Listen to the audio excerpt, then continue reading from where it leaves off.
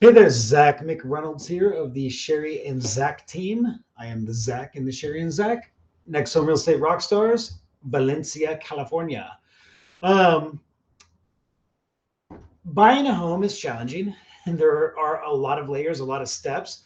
And what we like to do when we meet a new buyer is sit down and kind of go over the entire process, basically from start to finish, and just to fill you in, walk you through how the whole process is going to go, and give you a really good kind of um, breakdown, kind of like home buying 101, so you know what to expect and you know what challenges you're going to experience throughout.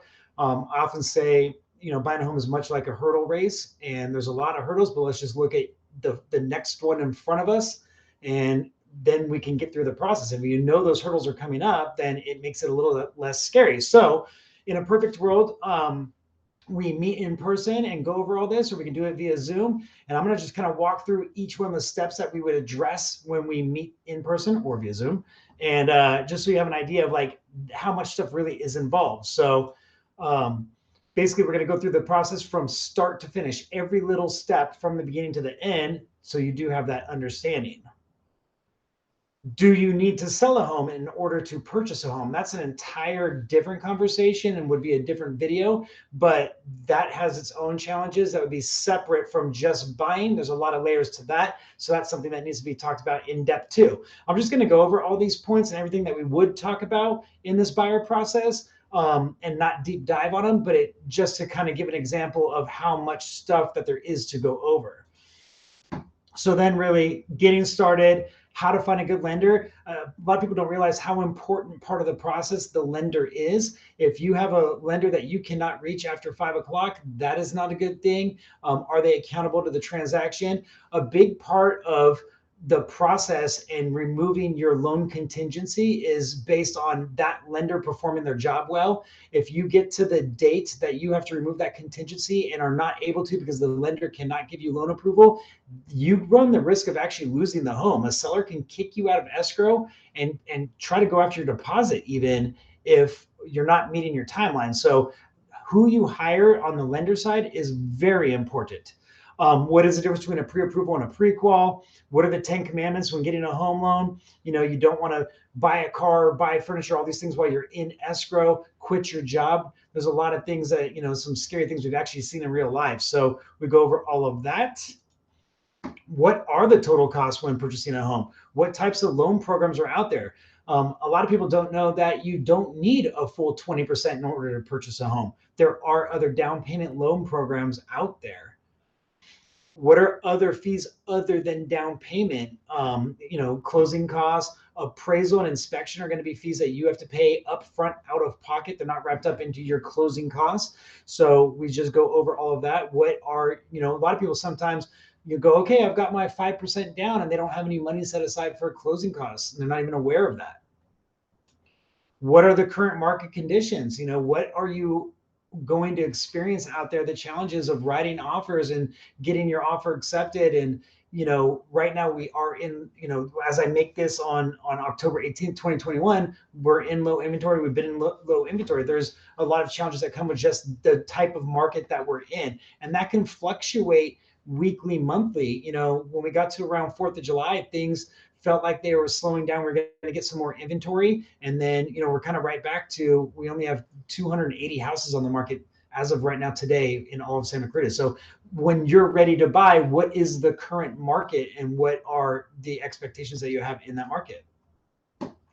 Are you familiar with MelloRoos? A lot of people don't know what that is. You have your property taxes, and then MelloRoos would be like an additional tax on top of your actual 1.25 property tax. But it does get wrapped in your DTI. So if you've talked to a lender and you approve for 800,000, if that property has an HOA and or a MelloRoos, then you no longer qualify for that full 800,000. So it's got to be taken into consideration to your DTI. What is a DTI? Have you heard of a supplemental tax bill? That's a bill that you could get after you close, a few months after you close, from the assessor's office as they reassess the house, and you can get hit with an additional tax bill, supplemental tax bill, property taxes in Santa Cruz, etc. Searching for a home. Did you know that a lot of the sites that you're looking on don't actually have a direct feed from the MLS? So sometimes people will send me a property and go, "Hey, I'm interested in seeing this," and it's already basically gone pending or closed, just because there isn't that direct feed from the MLS. What are those different statuses? All these different sites report them differently. So things like active, pending, active under contract, accepting backup offer, contingent, coming soon, pre-foreclosure. There's so many different statuses. So we just kind of go over all those and explain which sites report them which way and what the actual meaning is. We don't see a lot of this lately, but there still are some short sales, some bank-owned properties or REO. Probate. These are all things that need third-party approval. So you've got another person's opinion in the deciding process of getting your offer accepted. Writing an offer. What can we ask the seller to pay for? Did you know that there are standard things that you can ask the seller to pay for you, part of your closing costs, including asking for a home warranty and these things. So we break all that down and explain what can you ask for, what can't you ask for, what's included in the home.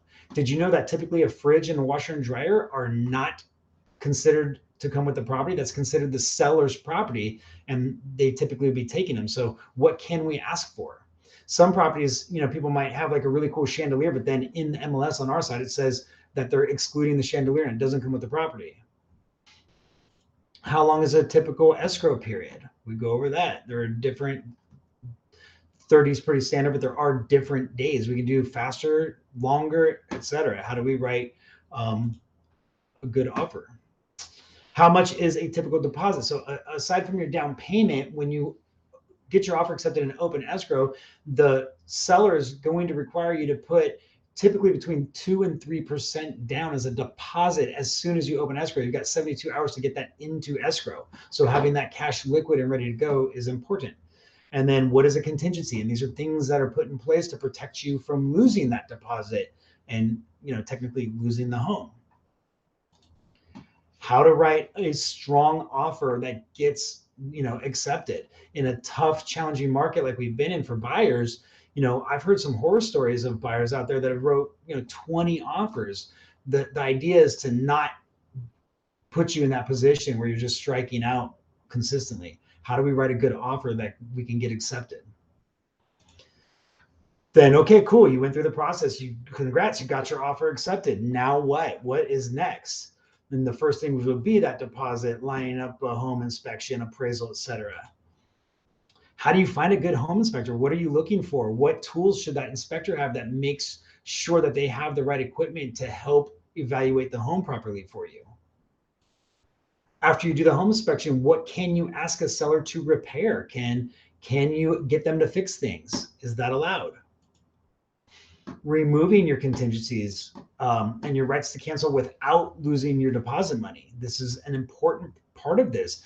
You really got to have somebody who understands the process and is not jeopardizing your deposit money by giving you bad advice. And again, we've seen horror stories of people that have not gone through the process well and had bad things happen to them. What about even transferring utilities, simple things like that, changing your address, when to hire movers? The moving industry has been very backed up during this last year and a half. So getting that taken care of quickly and abruptly in the beginning is really important, because if you wait to the last minute, it is very likely that you will not be able to find movers or even possibly renting a truck. So just something to address early. When do you actually get keys and be able to take possession of the property? And then most importantly, how do you get invited to our Halloween party? This is our 9th year of doing a Halloween party in Santa Clarita. Obviously we didn't do one last year, but the last one we did had over 700 people to it. So how do you get on the list and come to our party? So again, these are all things that need deep dive. Each one of those could be, a 5 to 10 minute video or conversation if we meet or when we meet in person. So, there's a lot of things that go into this, and that's what we want to go over. So doing this Zoom with us or coming into the office in person and going through all these steps is so important, and you wrapping your brain around how it's going to go when you're ready to buy a home. So if you have any questions, by all means, please hit me or Cherrie up or anyone on our team. We are here to help. And if you are interested in scheduling a time to go over this buyer's process, I am available. So just hit me up and we can certainly walk through it. Again, Zach McReynolds, Cherrie and Zach team, NextHome Real Estate Rockstars. I hope you have a wonderful day. Thanks. Bye.